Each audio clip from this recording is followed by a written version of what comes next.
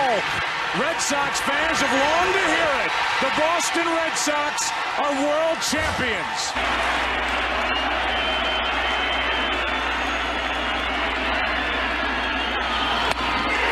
Game over, series over, and the Red Sox are world champs again. And so are these fans.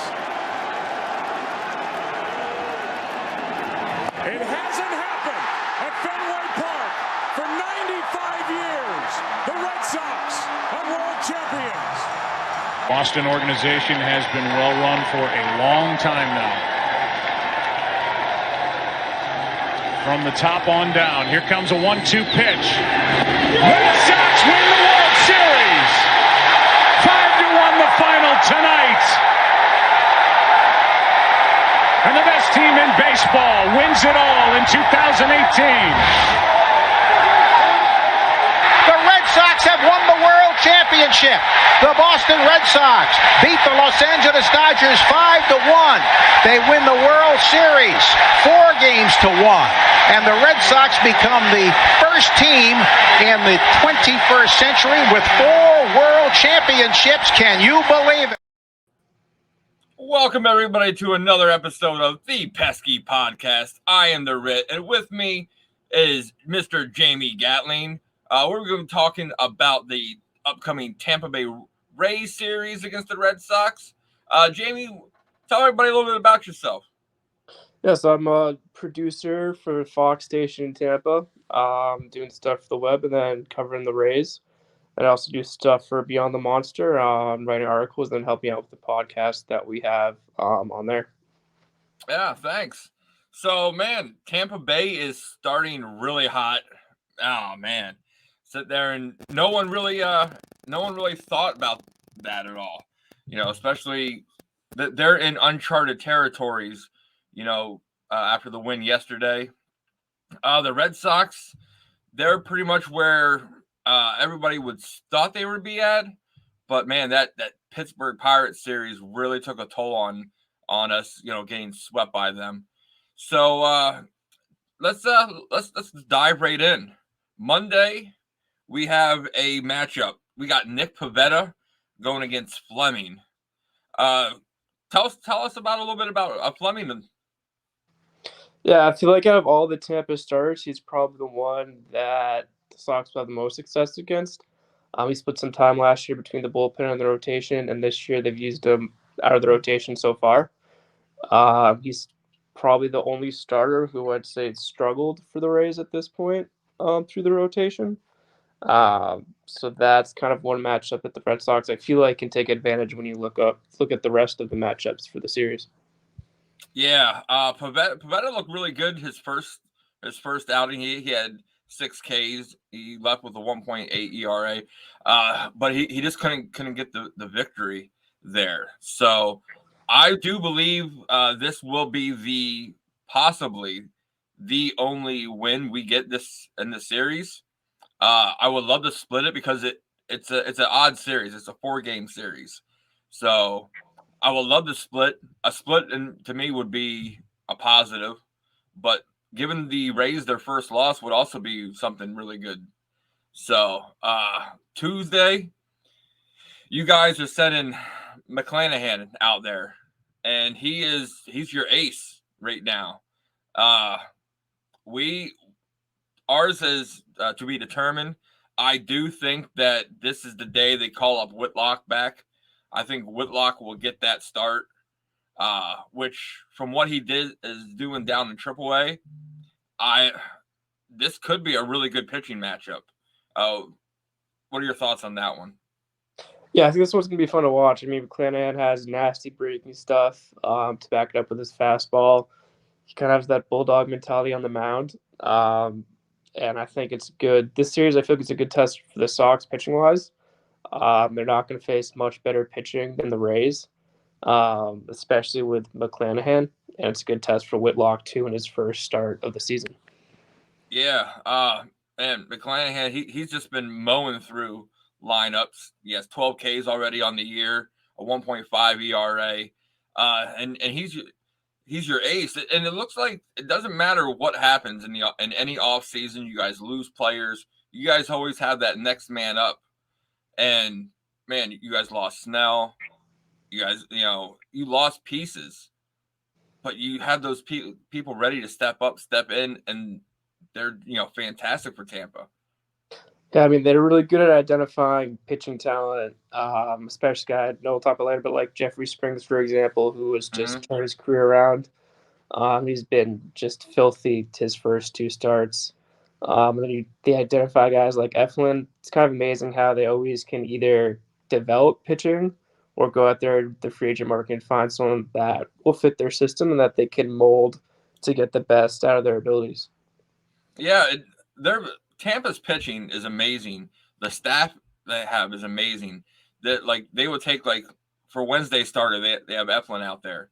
Like he wasn't the best last year. He was good, but now all of a sudden they find the mechanics. Okay, we're gonna change your slot a little bit, and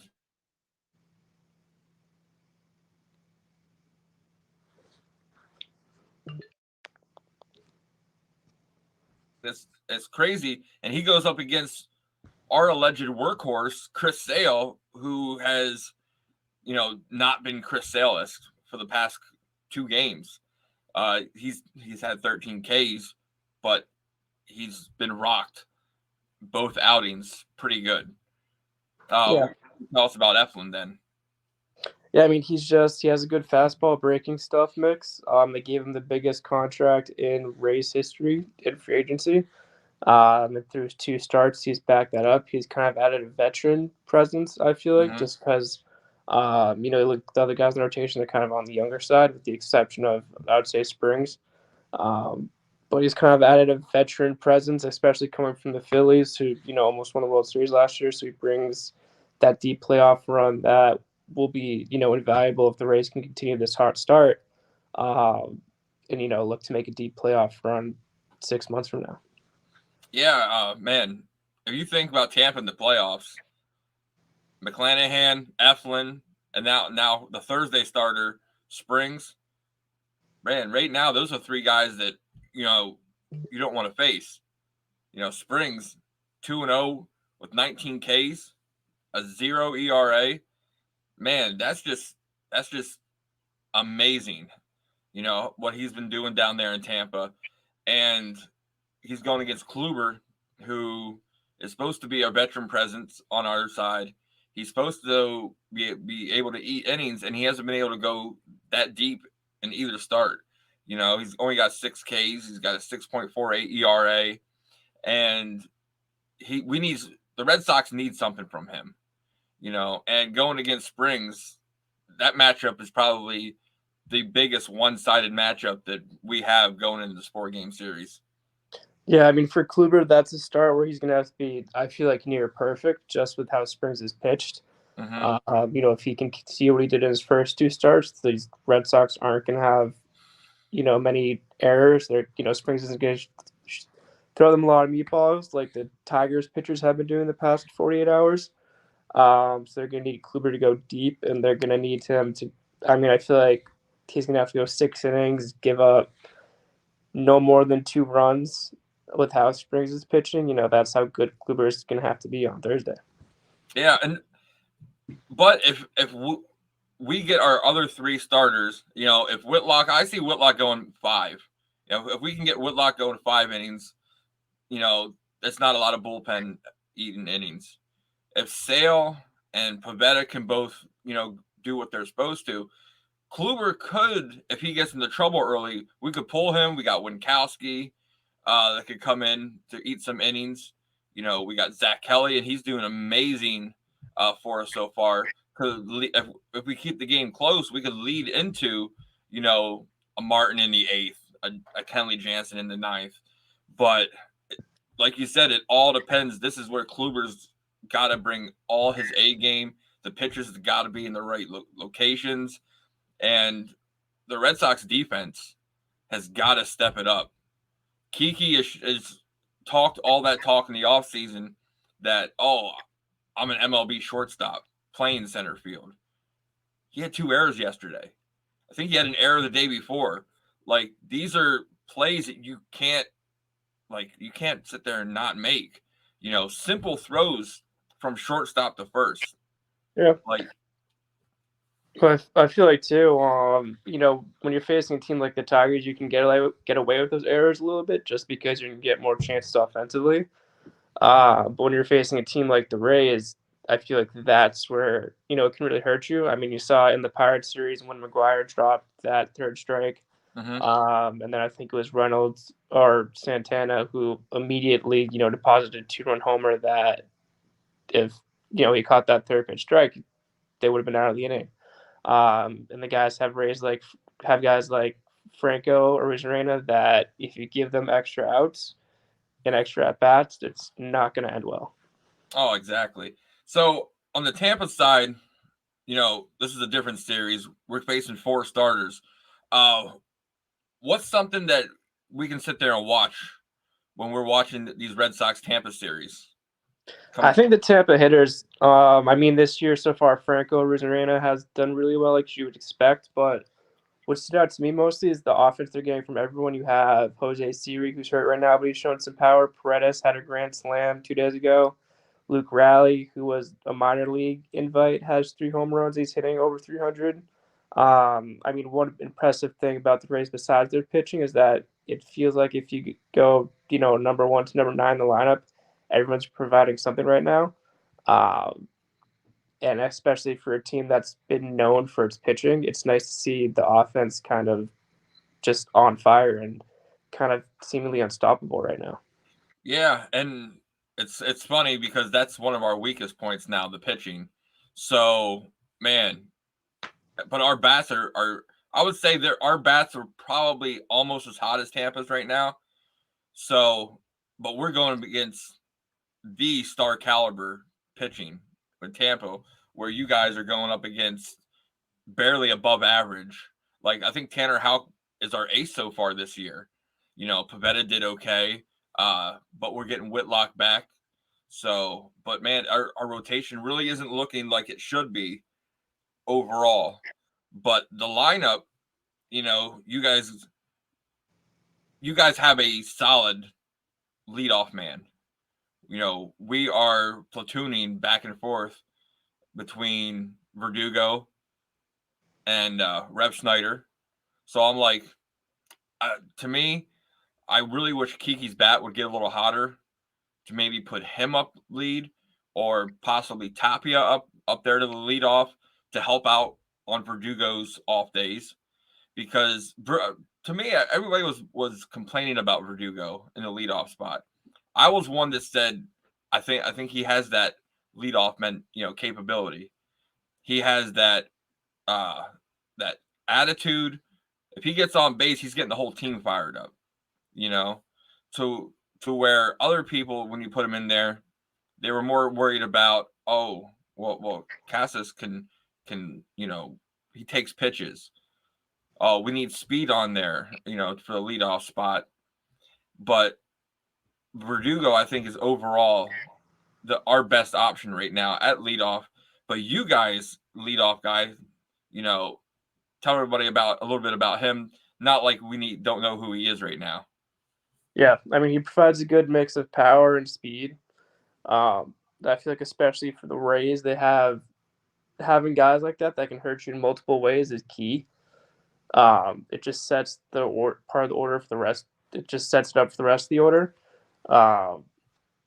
So having a guy that sets the offense like that and one thing I like about Verdugo too is I feel like he wears down pitches a little bit, and kind of the Rays guy does that as well. So it kind of just sets it up for the rest of the order. Yeah. You guys have a nice little core of veteran players that have been there for quite some time. You got Brendan Lowe. You guys got Yandy Diaz. Margot. Like, you guys got those key guys that have been in Tampa for quite some time. Unlike the Red Sox, who, we've got, I think we've only got a couple people that have been there for a little bit longer than a cup of coffee.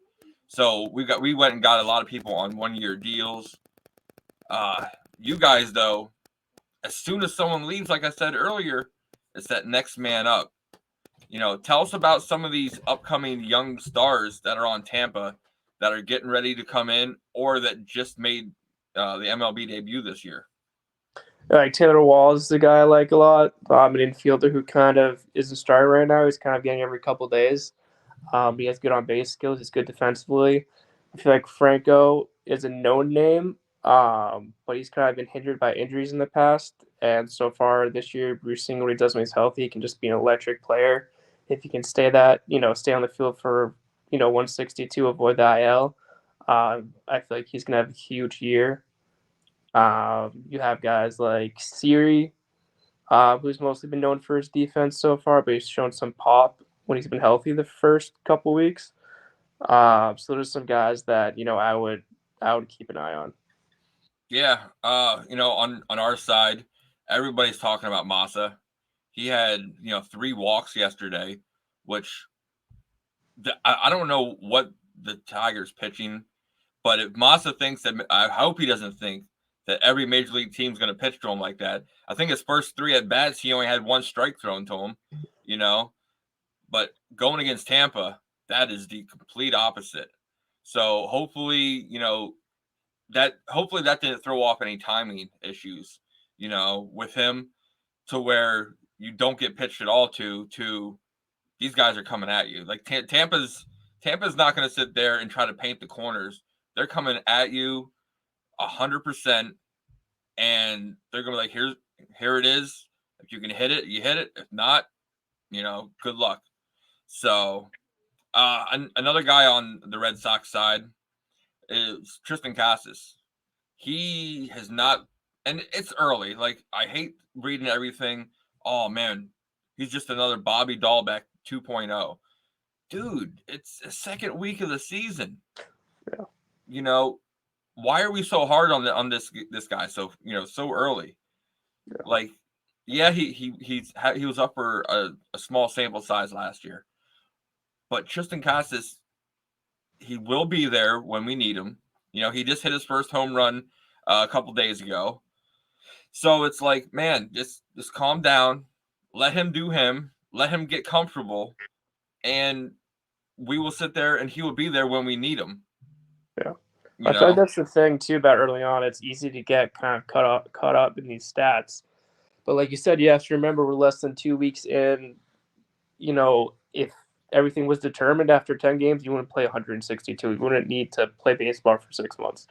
Guys go through stretches throughout the season, 2-week stretches when they'll look horrible, and they'll go through 2-week stretches when they can't get out. He's a young player. He's still learning, how it works in the major league level and just adjusting to how pitchers attack him, especially having some tape from last year. Mm-hmm. But he's so talented that he's going to be fine. And I feel like, a couple months from now, people will look back at the first couple of weeks when they were saying he was another Bobby Dahlbeck and kind of laugh at it.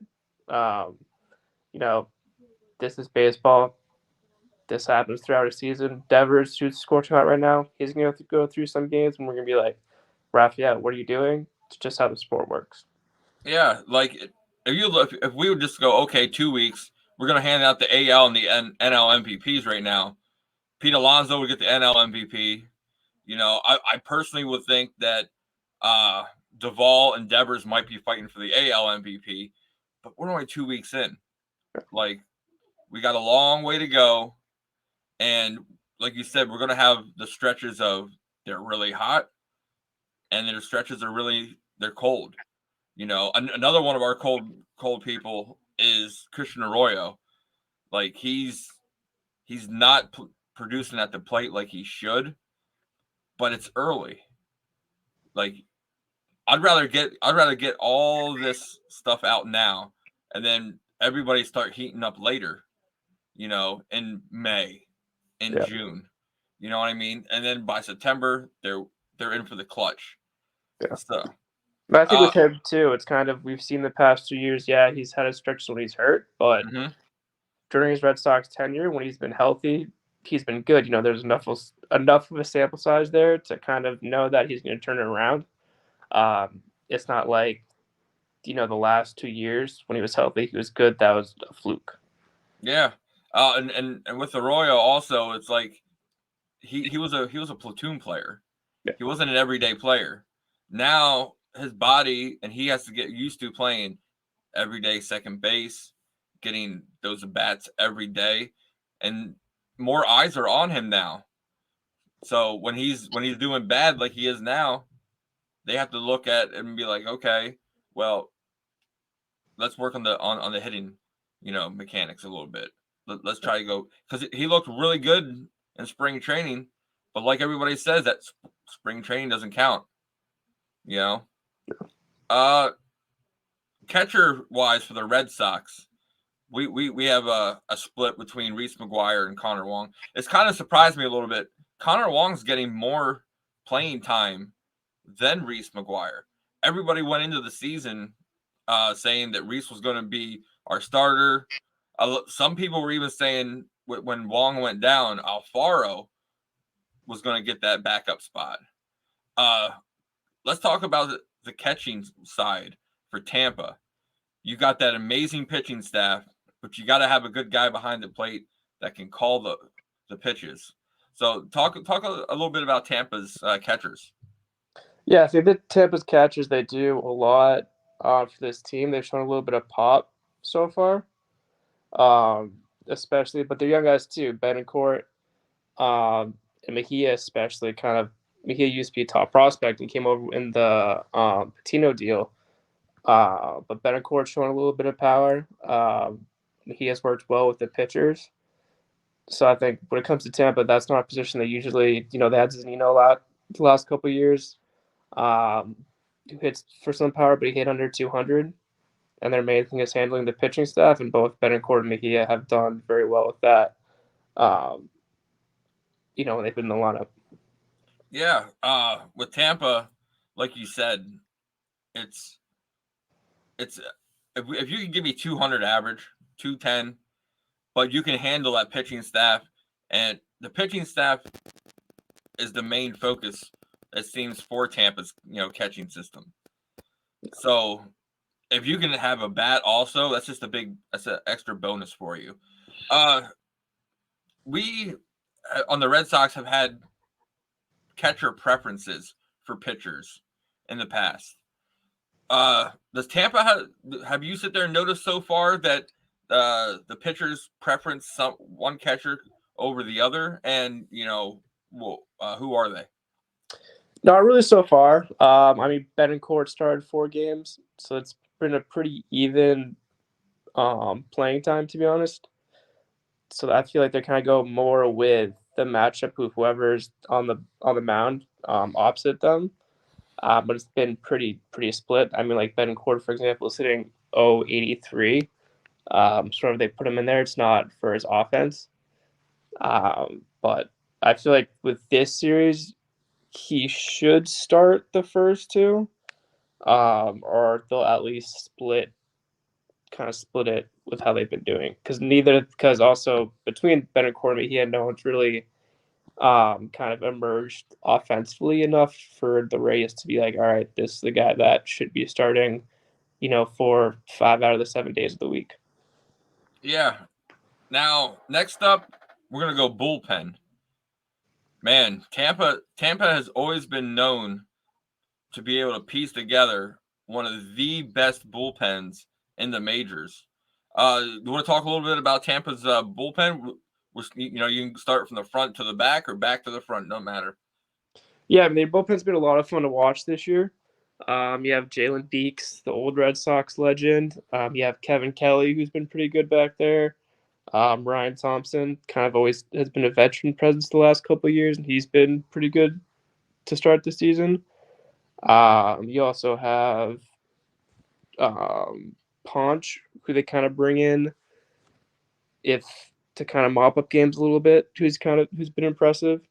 They just have a bunch of guys that can play a variety of roles that can really hurt you. But Kelly is the one who stood out the most. This is his first year in Tampa, and he's been really good. Yeah, he's an area of 3. He has 6 strikeouts, so he's kind of emerging as a reliable arm for the Rays back there. Yeah, the Red Sox, they went and restructured their entire bullpen they went and, they signed the closer, Kenley Jansen. They went and got their setup guy, Martin. And then, they brought in Zach Kelly. Ryan Brazier's still there. Caleb Ort. Schreider. It's like we got Winkowski as a long middle reliever. It's like we went and spent all that time, and then as soon as we had our left-hander go down, then all of a sudden it just went complete chaos. Everybody was like, open the floodgates of, man, our bullpen is horrible. But our bullpen, minus a couple people, like Ryan Brazier yesterday, he kissed it, he came in, and I was watching the game. I'm like, dude, you're up 2-0. Repeatedly up 2-0. 0-2, I mean. He was up 0-2 repeatedly, and he just couldn't finish anybody off. And then he had a chance to get out of the inning and end the game. And Kike sits there and one hops at the first base. Like, man, it's like, I don't understand what goes through Brazier's mind. And it's not a high-pressure situation, but when you're up 0-2 repeatedly, I think it was like 3 or 4 batters in a row. Like, dude, you got to finish the job. That's what they're paying you to do. And I personally think now, after seeing that outing, if Tuesday comes and they don't DFA him to bring Whitlock back, like, I don't understand why. Like, I don't understand why he's there. Why he's there then? Yeah, no, I agree. I mean, before the season started, if you had to ask me between the two of him and Ort, who'd get sent down first, I would have said Ort. But with how Brazier's performed so far this year, especially the last couple of days, I agree that it would be, it'd be flipped, and that come Tuesday when they have to make that move. Brazier is one who I feel like is more kind of on the edge of being the one who gets DFA'd. Yeah, Ort was there for opening day.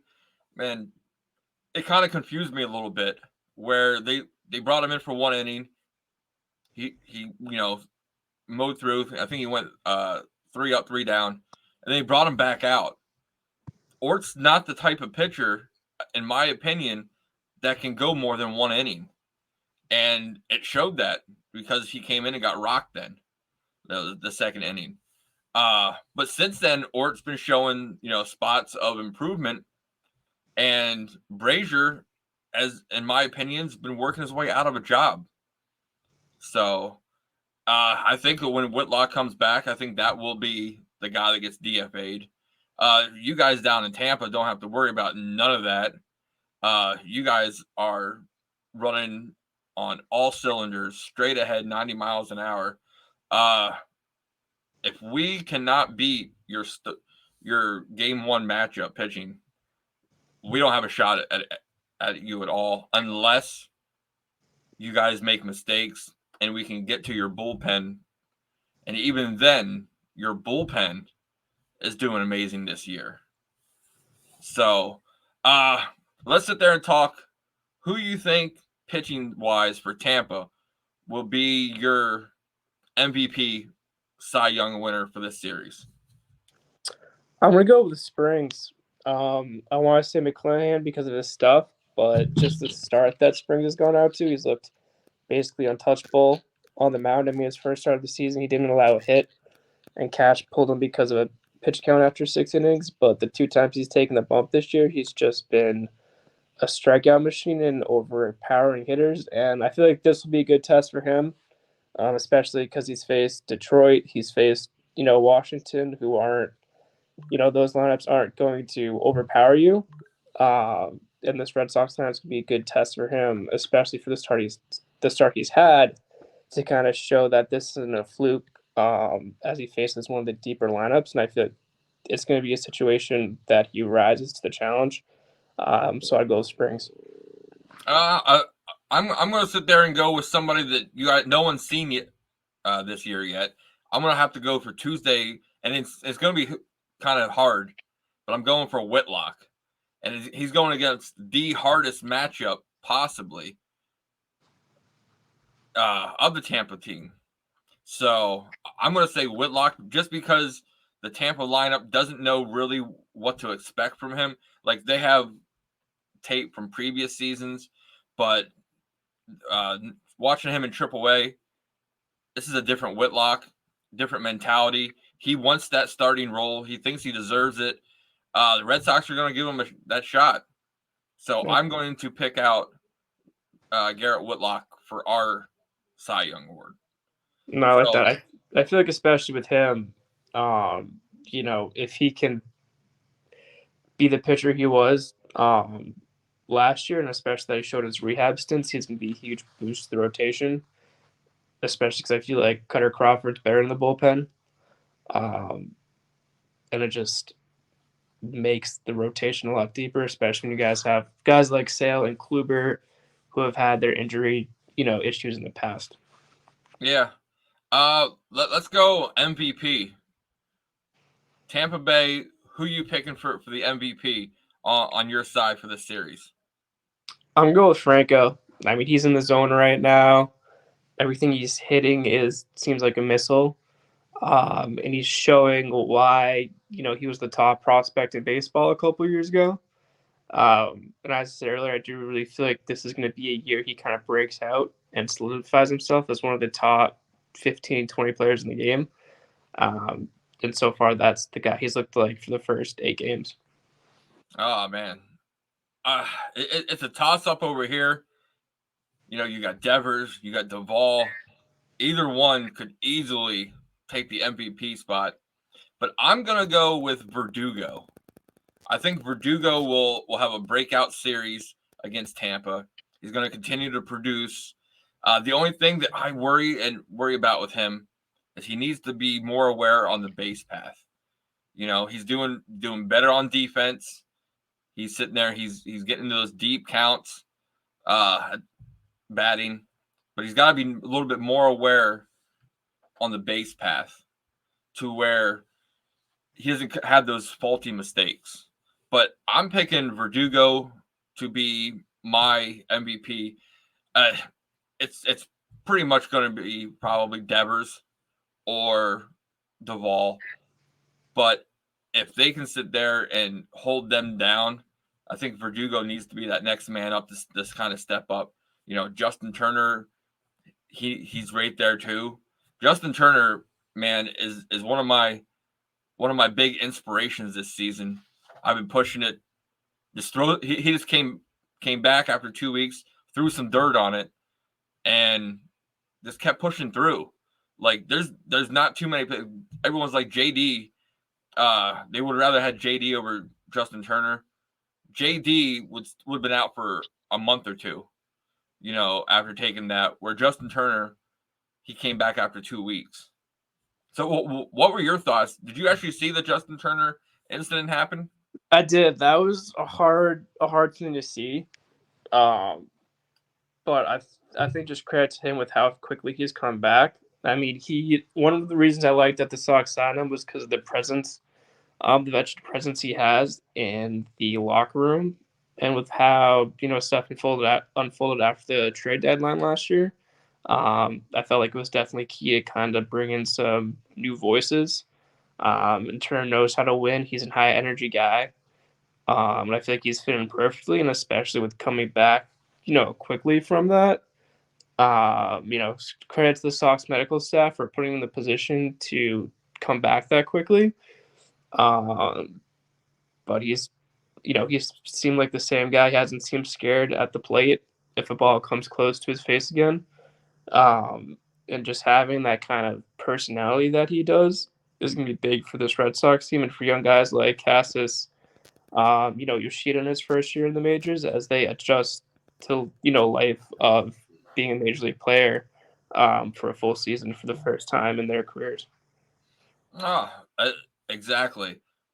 Okay, let's go with the reverse side. If you had to pick one person that you would not want to face on this Red Sox lineup, being from Tampa, who would it be? That's tough because I want to say Devers, but I would probably go Duvall. Everything he's hitting right now is crushed. I mean, his homer yesterday was a no-doubter.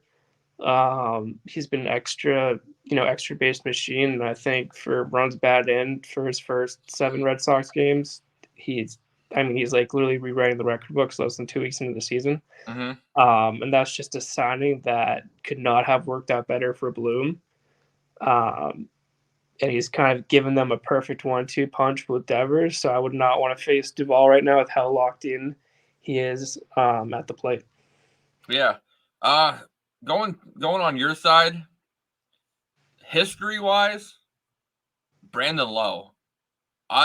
For some reason, he always comes up clutch against the Red Sox. He's doing really well already this season. You got your Arozarenas, you got your Wander Francos, but Brandon Lowe has a lot of experience going up against the Red Sox.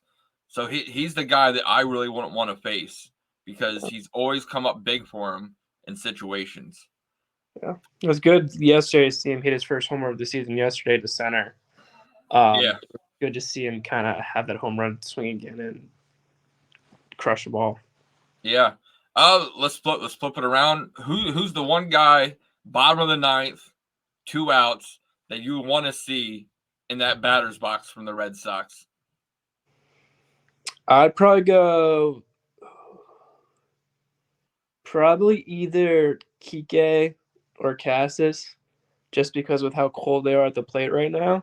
Mm-hmm. Obviously, when those guys are locked in, they're not players you want to face, but right now they're still figuring it out.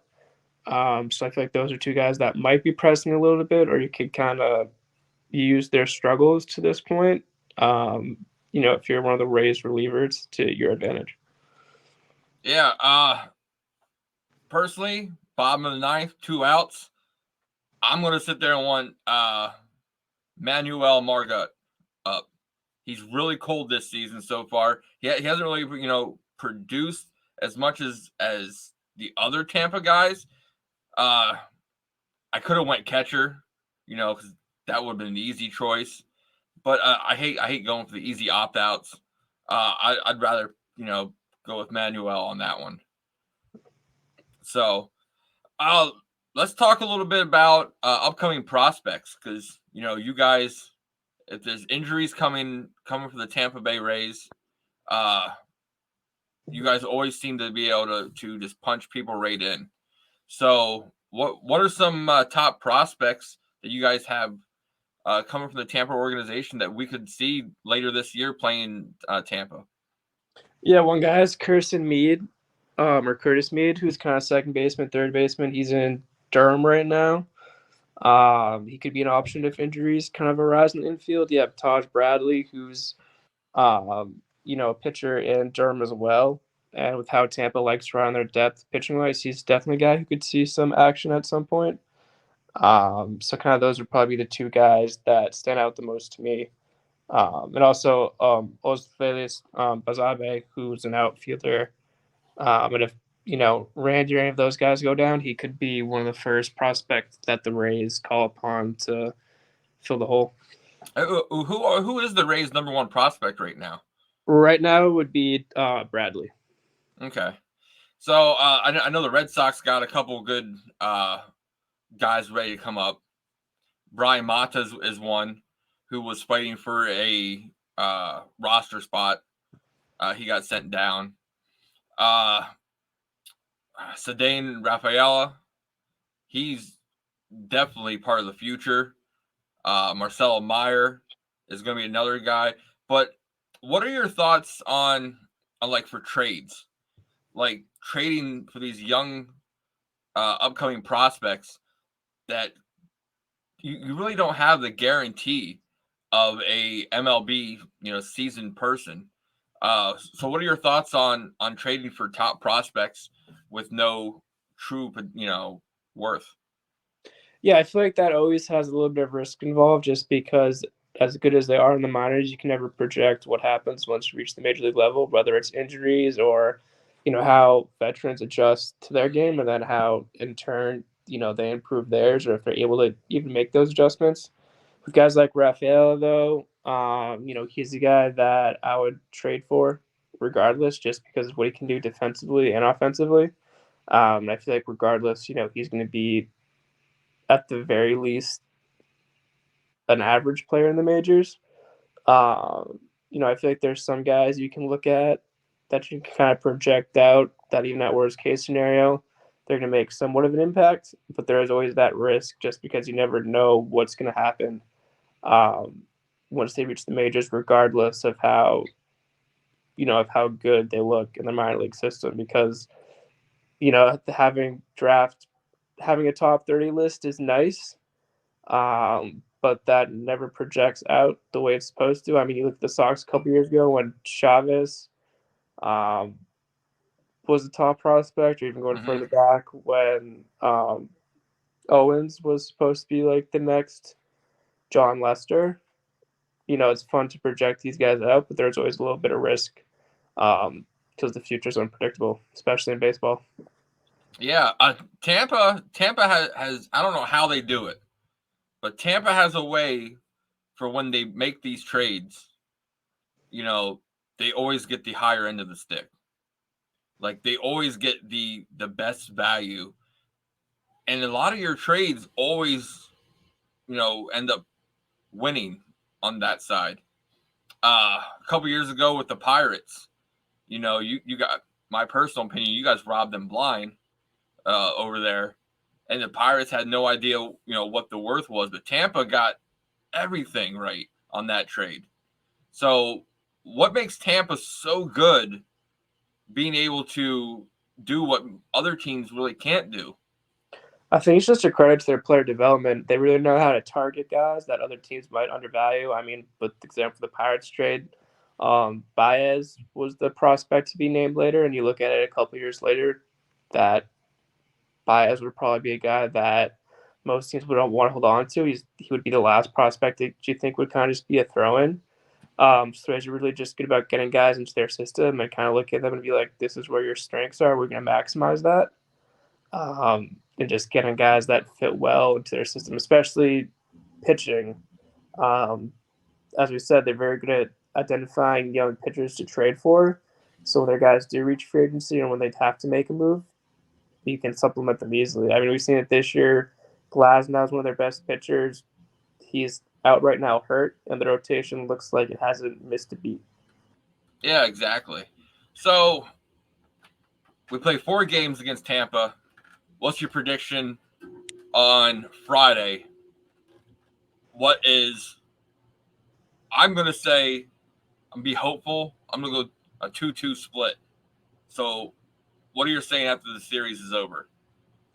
I would say Rays win at 3-1. I think the Fleming start that the Red Sox offense kind of knocks them around. I think the McClanahan one's going to be a tough game. I could see them stealing the Eflin game, especially if Fleming doesn't go long and they kind of have to, rely on that bullpen a lot in the first game. And then I think Springs, that's going to be another tough matchup for the Sox. I could definitely see 2-2, but I would go Rays win 3-1 with kind of that Fleming start being where the Red Sox offense continues to do what it's done the last couple of days. Yeah.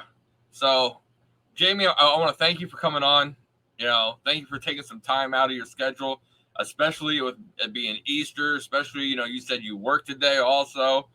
Tell everybody where they can sit there and follow you. The floor is yours. Yeah, you can follow me on Twitter. It's my first name, so Jamie Jamie, and then Gatlin Gatlin 17 for Twitter. I'll post my race stuff from when I'm there for work, from Beyond the Monster stuff if you want to check that out. And then I also do cover Rutgers athletics for USA Today, so post some of my stuff on there. I'm not as active on Instagram, but it's just my name for that one. So if you want to check out my stuff, a lot of it's on Twitter. Hey, Jamie, I want to thank you for coming on again. Anytime that we play the Rays, do you mind if I reach out to you? Yeah, love coming on. Always happy to come back. Okay, Jamie. Hey, thanks for coming on. Guys, make sure you follow us on Twitter. Check us out on Spotify, iTunes.